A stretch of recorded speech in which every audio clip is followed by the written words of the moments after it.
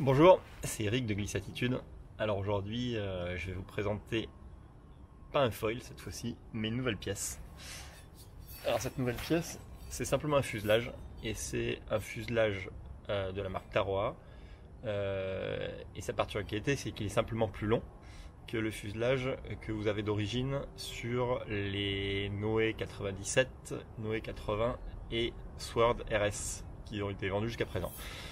Donc quand on dit plus long, qu'est-ce que ça veut dire? Ça veut dire, si je le mets à côté du fuselage d'origine, voilà, vous avez une dizaine de centimètres de plus sur ce fuselage là. Alors 10 cm, ce qui est intéressant de savoir, c'est que c'est pas 10 cm de plus juste sur la queue.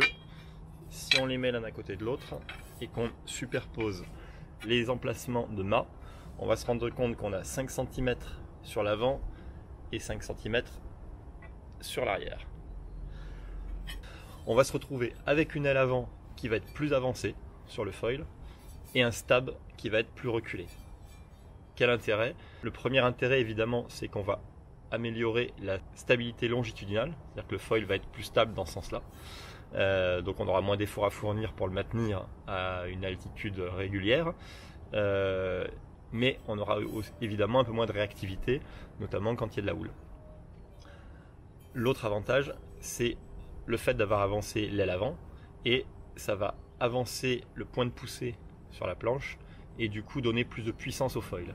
Donc ça aura un avantage dans le vent léger, et pour remonter au vent, puisqu'on aura plus d'appui. A contrario, ça sera peut-être un petit peu plus physique, à réglage et gréement équivalent dans le vent fort. Donc ça veut dire qu'avec un fuselage comme ça, on va pouvoir l'utiliser dans des vents légers, l'utiliser pour faire des caps un peu plus serrés.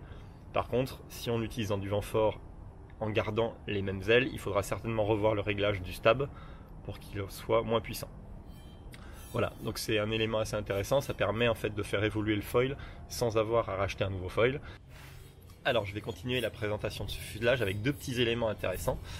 Un premier qui n'est pas nouveau du tout, puisqu'on l'avait déjà sur les fuselages d'origine des foils Taroa, c'est la présence de ce qu'on appelle des hélicoils. Donc les hélicoils, c'est ces petites pièces en inox qui sont dans tous les perçages de fixation des vis, d'ailes et de stab sur ces fuselages. Et ces petites pièces en inox, elles permettent tout simplement deux choses. La première, c'est de serrer très fort sans risquer d'abîmer les filetages du fuselage.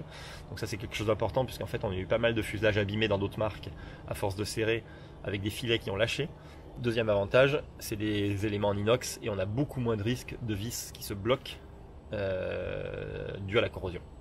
Alors ça ne veut pas dire qu'il faut les laisser monter tout le temps, hein. On persiste à dire qu'avec des fuselages en aluminium ou des fuselages métalliques, en tout cas il est intéressant de les démonter régulièrement.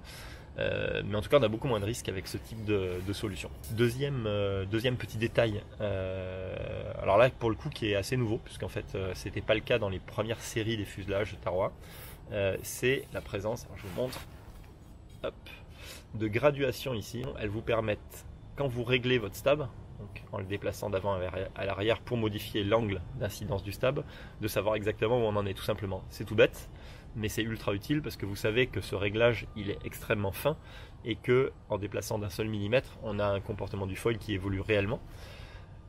Donc pour pouvoir le faire pas au pif, c'est très intéressant de savoir où on en est, et cette graduation elle permet vraiment de le savoir, voire même de pouvoir reporter un réglage équivalent d'une session à une autre quand on a trouvé un réglage qui vous a convenu dans certaines conditions de vent. Bon, vous vous en doutez, on n'a pas résisté très longtemps pour aller tester ces nouveaux fuselages. Et le résultat sur l'eau, il est assez flagrant. Donc on a clairement un foil qui est plus puissant, qui décolle un petit peu plus tôt. Alors c'est pas énorme la différence, mais elle est sensible. Et surtout, une fois qu'on est en l'air, on est beaucoup plus stable. C'est-à-dire qu'en longitudinal, donc dans ce sens-là, on a un maintien de l'assiette qui est beaucoup plus aisé. Donc ça, c'est quelque chose qui va plaire à pas mal de monde. On a eu la même chose sur Starboard avec les fuselages de 95 et de 115. Ça donne réellement une aptitude à rester stable plus facilement. L'autre effet qui va plaire aussi, c'est qu'on transforme ce foil qui était un foil plutôt axé sur une navigation travers en un foil qui va remonter au vent beaucoup plus facilement avec beaucoup plus d'appui. Alors ça va permettre notamment de mettre des plus grandes voiles dessus et de caper avec un angle plus serré. Voilà, donc effectivement, ça modifie réellement le comportement du foil et les 10 cm, ils sont loin d'être négligeables. Juste une petite aparté, c'est pas parce qu'on a ce grand fuselage qu'on va jeter l'ancien. Parce que je vous garantis que dans des conditions houleuses où il va falloir suivre la houle pour pas sortir de l'eau, la réactivité qu'offre le petit fuselage, elle est bienvenue. Donc avant de finir, une petite aparté sur la longueur des fuselages. Si on mesure le fuselage d'origine que vous avez sur les foils Tarrois, il fait 75 cm. Si on mesure le nouveau, il fait 85 cm. Et effectivement, dans toutes les docks, vous allez voir un fuselage de 90 cm. Pourquoi 90 cm alors que si on mesure de cette partie-là à cette partie-là, il ne fait que 85? Tout simplement parce que chez Tarrois, le fuselage ne va pas au bout de l'aile. Alors, je vous montre. Vous allez vite comprendre. C'est assez simple. Voilà. Vous avez une aile, le fuselage. Et vous voyez que le fuselage, il s'arrête avant l'emplanture de l'aile. Si je compare, par exemple, à un foil starboard, le fuselage starboard, l'aile starboard,